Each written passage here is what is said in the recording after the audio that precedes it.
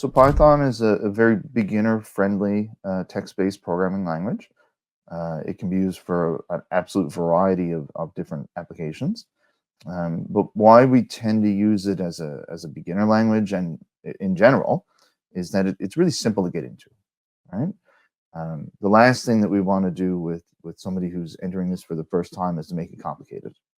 And even if you don't know what's happening in a Python program, it's so absolutely readable that you can kind of figure out the flow of it just by kind of reading through. I really think that we do need to be teaching everybody programming.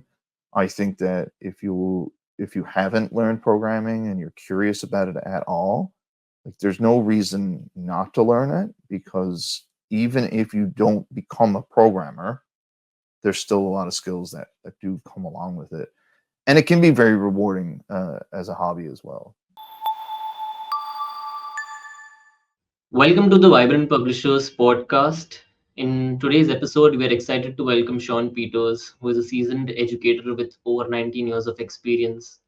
Shawn holds a Bachelor of Science in Physics and Mathematics and has recently shifted his focus from teaching science and maths to exploring his passion for programming. He's certified in Python programming teaching from the College of North Atlantic, and he brings his love for coding into both his classroom and his work as a freelance programmer. Shawn develops curriculum and enjoys creating mathematical art with JavaScript. Welcome to the podcast, Shawn. Hi, thanks for having me.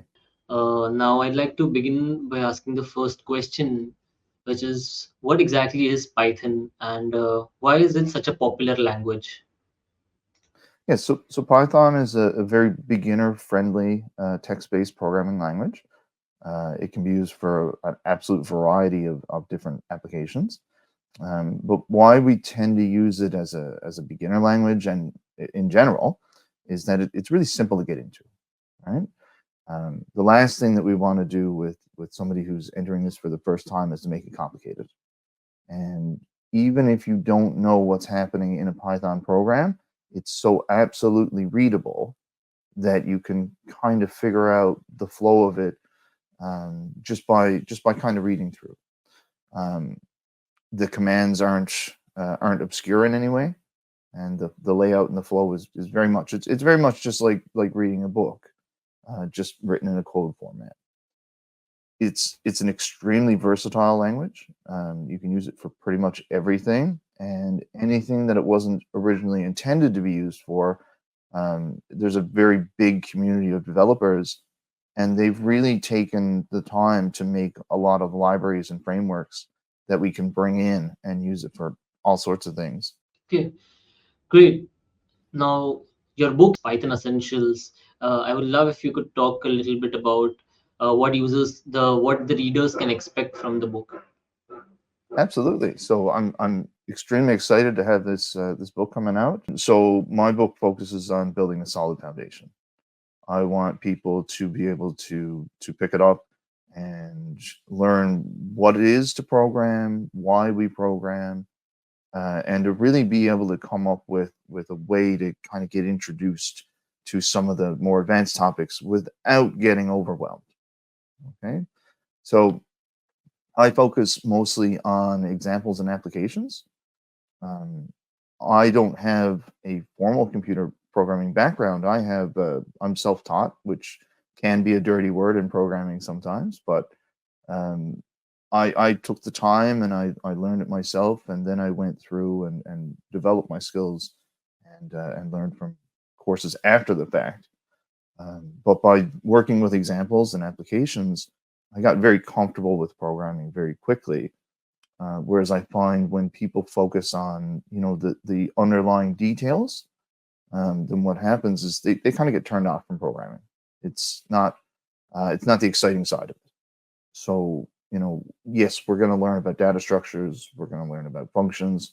We're going to learn about using controls and loops. Um, we're going to get into all that stuff in the book.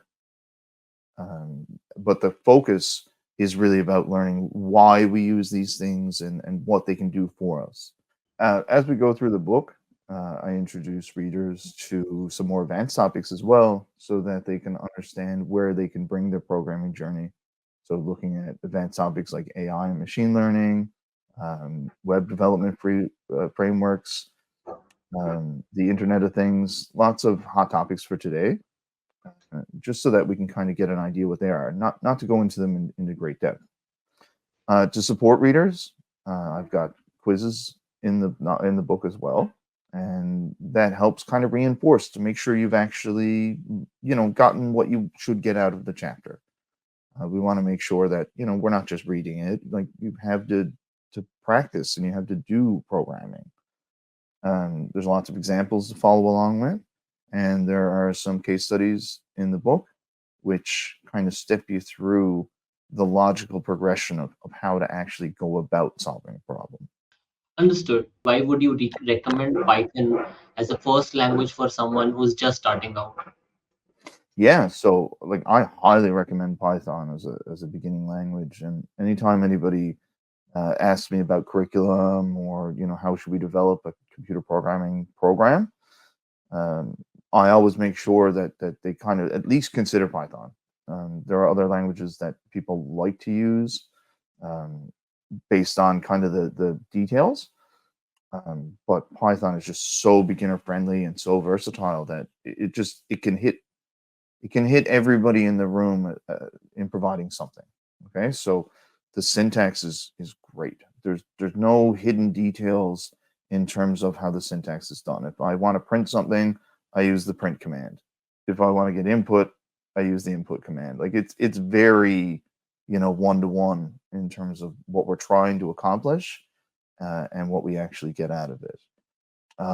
It follows an indentation system, so we structure it, in a way that it would be like paragraphs and like blocks and chunks, which is absolutely great for readability. The error reporting system is amazing. It's giving you exact details. It's only getting better as they're putting more work into it. The latest versions of Python now, I mean, they're becoming very good at pointing out where you may have gone wrong. And that's part of programming. You're going to go wrong. You're going to make mistakes. There are going to be issues with your code. And Python really does a good job of giving you that feedback. I also really, really appreciate how Python abstracts away a lot of the details. So we don't have to worry about, have we declared all of our variables? Have we set up all of our types? It's very dynamic as it goes, and it handles a lot of the details behind the scenes. So that's some of the reason why people don't want to start with Python as an academic, because some of the details are missing in terms of study. But as a user, those details are still there. We can still get into the fine details if we need to, but we don't have to worry about it from the get go. So there's a lower barrier, I'll say, to get into it. Also, the fact that it's an interpreted language, we don't have to worry about compiling things. We can just jump right in and we can make changes, and it's very quick to see what those changes do. So it is absolutely the first language that I would recommend for a beginner. And if you are not a beginner, I would recommend at least trying it out to see if it's applicable for your use cases. Okay, understood. Now, again, to this question is targeted towards beginners. What's the best way that someone can set up a Python development environment and really get started with Python? Absolutely. So that's one of the obstacles to pretty much any programming language is how do I actually start? Right? Once I've got this in my head. Um, for my students and when people are just getting started, I usually recommend that they find an online environment where they can program. So there's lots of examples out there right now. We've got Replit out there. There's a Visual Studio Online. Um, there's Google Colab. There's Jupyter Notebook. There's lots of different code editors online that people can get involved with and can use without any setup on their machine. Uh, if you are serious about programming, you are going to want to install Python on your device. Um, so some people like to use idle, which is a pretty simple download. I like using Thani, which is super simple and Python specific. Comes with Python as Python interpreter bundled with it.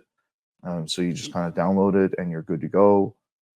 And if you think you're going to be very interested, if this is something that you're absolutely going to be doing for a long period of time, and you're not sure that you're going to specifically stay with Python forever, you can't beat Visual Studio Code. It's absolutely amazing because it can be used for really any language. So I use it regardless of the language I'm using. It's my go-to environment, we'll say.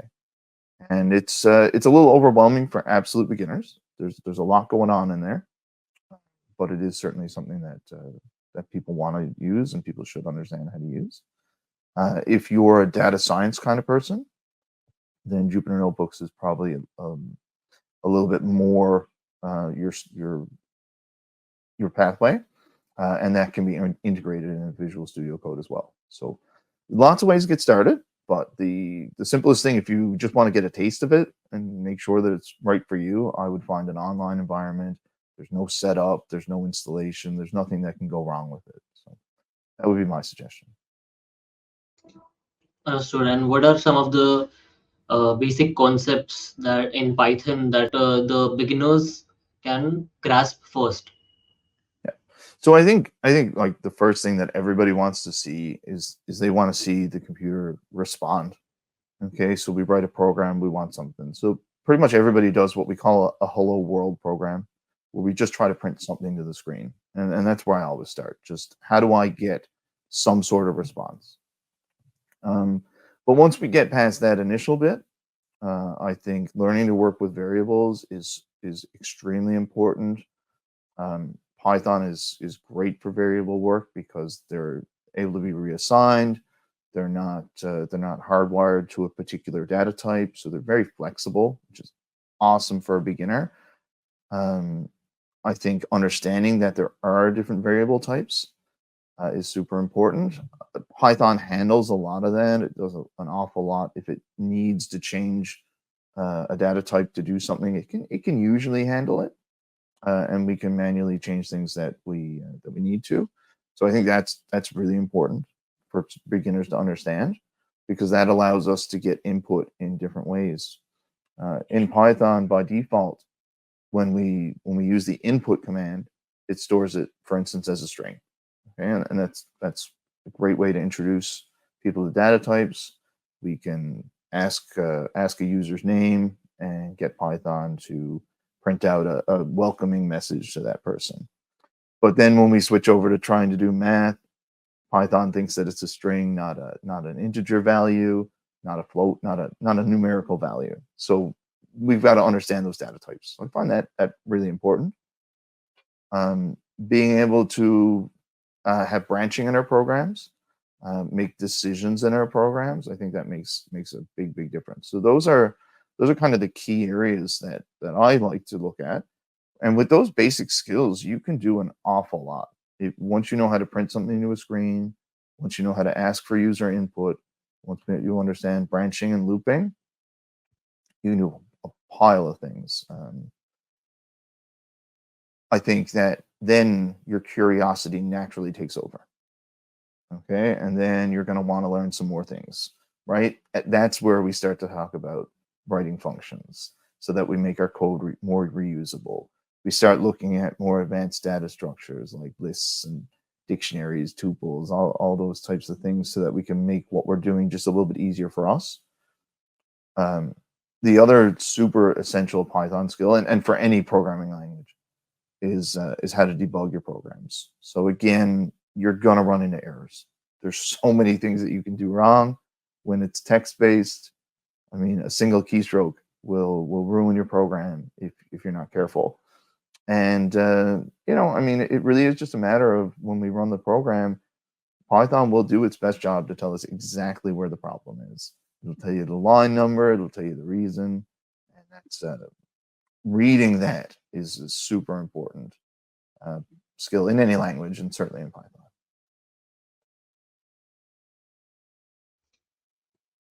Okay, understood. And if you could share some common misconceptions or some common mistakes that the beginners that often encounter while learning Python. Yeah, so like I said, there are lots of things that can go wrong.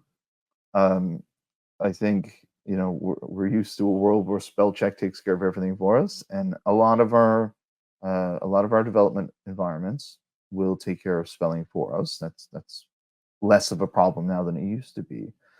But I mean, understanding that there's a difference between a capitalized word and a non-capitalized word. So, like most programming languages, Python is case sensitive, and I find that does produce a lot of problems for people when they're first starting out. So, again, I mentioned if we were going to get a user's name, right, we might want to store that in the variable name. There's a difference between name written with all lowercase letters and name written with a capital letter, and getting that idea that we as humans understand the difference. We understand that they're referring to the same thing. Um, I find myself in Canada, we use some slightly different spellings of words than they do in America. So I'm all the time slipping a couple of extra U's. So when I say color, I'm spelling it with a U. In some of the libraries, it's spelled without the U, and that little difference can really cause a lot of headache in terms of programming if you're not careful. Um, Python is based on indentation and white space, and I find that can cause an awful lot of troubles. Um, it's Once you get used to it, it's a really helpful feature in the language because it lets us visually see where our blocks of code are and understand their layout very well. But it's very sensitive. So if you have an extra space where it's not supposed to be, for your indentation level, it can cause a lot of problems. Um, and if anybody's coming from other programming languages, Python's the only one off the top of my head that I can think of that works in that particular way. A lot of languages are based more on separating out blocks with curly braces and using semicolons to indicate the ends of lines. And Python doesn't do any of that, right? It's literally based on what's on the page and how it's laid out on the page. So great thing, but also can be something a little bit difficult for people to understand. Um, Another one I find my students have a lot of trouble with is the difference between a single equal sign and a double equal sign. And that one, I mean, if you don't have a programming background, it might seem a little bit weird that we're using equals to assign and double equals to see if things are equal. So there are a lot of little, like with any language, there's a lot of little tiny nuances that beginners can miss. But again, I find that Python has less of them. So that's one thing I think is important. Another thing, more of a misconception than anything else, is that people often think that writing shorter code is better. And certainly, we don't want to have our code to be too verbose. We want to have a nice length. We want it to be long enough that people can read it and understand it. We don't want it to be too long that it gets lost in translation. Okay. But I think a lot of people, when they first start looking at it, they start looking at other people's work and seeing these very condensed, very short versions. Python has a lot of what we'll call syntactic sugar. There's lots of ways that we can condense things. And once you get experience and you get comfortable, you can know when to do that. But as a beginner, it's probably better to just kind of steer away from that in the beginning and just kind of get the basics and get things working. I encourage people to get comfortable with programming before they try to become a good programmer. So there's kind of a difference between the two, I think. Okay, got it. Now, you have a background in science and mathematics. So how does that influence the way you approach coding and teaching? So, a lot about computer programming is about logically thinking about the different steps that are involved. So it's the same kind of process that I would use if I was solving a math problem, if I was going through a science lab. And really, we're using those same analytical skills that are going to help us kind of get through it. So I kind of approach it from that logical thought process. Um, I also find it, maybe it's counterintuitive, but my background in mathematics has given me kind of some insight that a lot of people are not big fans of mathematics.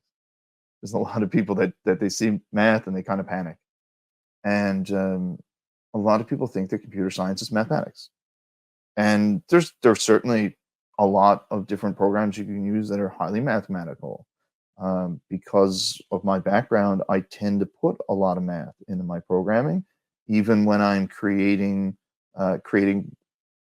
creative coding projects where I'm using math to make artwork, right? And I use physics engines sometimes to kind of supplement that. So I'm using physics and mathematics in generating art. But one of the key things that I understand, because I know again that some people find those topics daunting, I try to emphasize that you don't need to do that as such. You don't. That doesn't need to be the background. Um, the libraries that are out there, especially for Python, make it so that you need to understand some of the concepts, but the computer is going to do the math for you as long as you set it up, right? So, one big eye-opening moment that I had, I was watching a video about how to use AI to classify different genres of music. Okay, and I watched, I think it was an hour and a half video on the mathematics behind neural networks. And I have a very strong mathematics background. When we were going, when the video was going through some of that, I mean, I thought I was going to have to give up. And I went through the video, and in the next video, he explained the code behind it. And I think it was 2 lines, right? So Python is able to kind of abstract away a lot of those details. So you don't have to have a strong background in math. You don't have to have a strong background in science. But if you enjoy the problem solving aspects of those subjects, which is really why I enjoy them, um, then it's just it's helpful in that way. Okay, interesting. So now let's talk about the career opportunities. And what are some of the career opportunities available for someone who's skilled in Python? Yeah, so we've got like the traditional job offerings, we'll say. There's lots of popular fields out there right now. Data science is huge. Um, and again, Python, once you bring in the pandas library and matplotlib, I mean, and there are certainly more. Those are the ones that we discussed in the book. Python is a data science machine.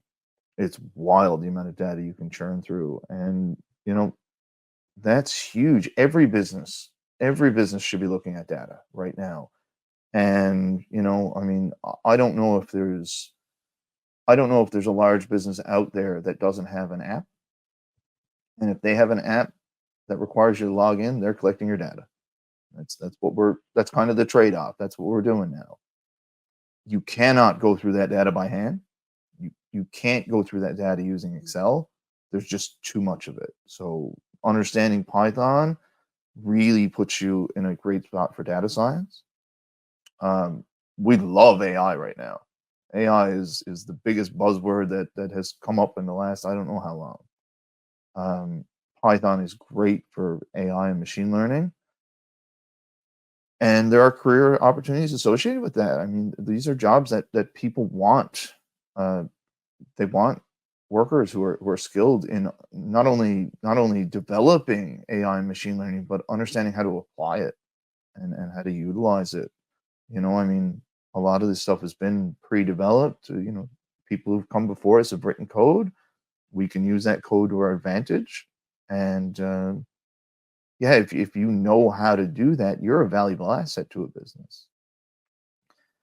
Web development is not going anywhere anytime soon. We really want to make sure that our content is dynamic. We want things to update right away. Um, if you're looking at a web page and it hasn't been updated in the last 10 minutes, then you're looking at old news. So we want things that are very quick and very easy to change. So there's a lot of back end, front end development stuff that goes on. And if you have a background in Python through different frameworks, you can certainly get involved in web development. And there's a lot of businesses that just want to cut out some of the middleman stuff. So a lot of automation can be done through Python. So just there's a lot of repetitive tasks that we do. So whether that's web scraping, which is web scraping is a little bit of a gray area sometimes, but ethical web scraping, we'll say, can be automated. A lot of email responses that we have to kind of check in on, like that stuff can be automated through Python. There's lots of that stuff too. There's also an awful lot of opportunities now, I think, where we're not looking for specifically a programmer. We're looking for somebody who is skilled in a particular area and can also program. So I think, whether you're in finance, you're in healthcare, you're in education, whatever you're doing right now, there is an opportunity if you have skills in Python or some other programming language for you to really shine, right? Because it's easier. I mean, I have a background in education. It's easier for somebody to ask me to make an educationally themed app than it is to ask somebody who's only learned programming, right? If I was to write a program to handle wait times in hospitals, there's so many things that I don't understand about hospitals that I would have to go and ask somebody else about. Whereas somebody whose background is in healthcare, who also knows how to program, could do that a whole lot quicker. So you don't have to be 100% a programmer to take advantage of some of the career opportunities. Got it. So it's not necessary to be in tech to learn programming. Uh, According to you, your views are that everyone should have knowledge about programming. Yeah, absolutely. I mean, it's an essential skill. It's 2024. It's almost 2025. We're living in the future, and a lot of people don't have an understanding of how these things work. And you don't need to know every detail, but I think as our reliance on technology increases, if we don't understand what it is, then it's going to be scary to us. We're not going to understand what it is. Um, you don't need to understand how an engine works to drive a car, but you should understand that there is an engine. You should understand that gas needs to go in the car for it to move. You don't need to know the ins and outs of exactly how that happens, but you need to understand it. As we start relying more on AI, we need to understand how that's developed and how it's used. We don't need all the details. So I think like for that side of it, everybody should absolutely learn it. It's essential as reading, writing, and arithmetic. I mean, it's really an essential skill. Um, Not only that, and one thing that I think a lot of people don't think about is the what we'll call the soft skills that come along with learning to program. So, one of the main reasons I think that we focus on math and science in schools is because we want people to become critical thinkers. We want people to become good at problem solving. We want people to have a fine attention to detail. Right? Those are things that we value. Learning to program does the same things. Okay, so I mean, you cannot program without thinking of the process through. Otherwise, you're wasting your time. Right? And again, like really pinning down on the fine details is really important there. Um, we're in an era where resilience is really important. Being adaptable is really important. Responding to change and just being able to cope with when things go wrong. And programming does a very good job of that. It can be the most rewarding and the most frustrating thing that you could ever do. And that whole idea of having a problem, getting some feedback, and finding a solution and implementing that change can be very, very rewarding. And it really does kind of help people learn those skills in a way where meeting um, they're still meeting success, right? So we need to provide people with those opportunities. I find a lot of people now, if it's not something that you can learn in 5 minutes, they don't want to learn it, right? You pick up a guitar, you try to strum a few chords, you can't do it, so you put down the guitar, but the only way to get better is to practice, and they don't want to practice. So, getting that patience and perseverance through programming is very important. Communication and collaboration. A lot of people think that programming is, a guy sitting alone in his basement, and that's all he's doing. And it really couldn't be further. I'm sure that happens, but in most cases, programming is a team effort, right? If you were downloading an app from the App Store, one person didn't do that. That's a team effort, and you've got to be able to communicate with people to do that. And those people are not always tech people, so you get used to talking to people and explaining your ideas. You get used to collaborating with people in different backgrounds. That's super important. You don't have to be a programmer to take advantage of those skills. Um, I find naturally when you're exploring coding, you're going to wonder, what else can I do with it? So creativity, curiosity, a desire to learn is very much reinforced by computer programming. I mean, I don't think there's a week that goes by that I don't learn something else, right? A new way to approach something, a new language. I had a student of mine who showed me a new programming language that I'd never seen before, and the next time I have a few free minutes, I'm probably going to look it up because I don't know what it is, and it's something new, and maybe there's a case where I could use it to do something easier. Um, and I think time management is a huge skill that people need to build on. And one of the interesting things with a coding project is you can never make it the best that it could ever be, right? You've got to kind of find ways to get in, get it to work, improve it a little bit, and then kind of say, well, when is it good enough, right? And being able to kind of manage your time in that way.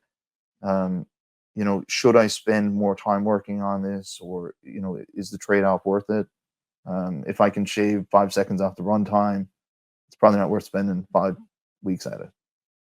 So that kind of time management piece is really important, and that flows over into your day to day. So again, I really think that we do need to be teaching everybody programming. I think that if you haven't learned programming and you're curious about it at all, like there's no reason not to learn it, because even if you don't become a programmer, there's still a lot of skills that do come along with it, and it can be very rewarding as a hobby as well. I mean, I kind of turned it into an extra career. I kind of used it to change my approach to education, and to change the courses that I teach in education. But even before I did that, I started using it to create artwork, which I would have never thought of. If I had talked to myself in the '80s and said, you know what, you're going to use these computers to generate art by writing hundreds of lines of code, I would have never believed myself. But it is certainly something that I think is a worthwhile pursuit. Got it. Thank you for sharing that. And it was great talking to you on the topic of Python. You shared a lot of insights. So thank you, Sean, for joining us today for the podcast. And we hope to have you again on the show soon. All right, thanks for having me.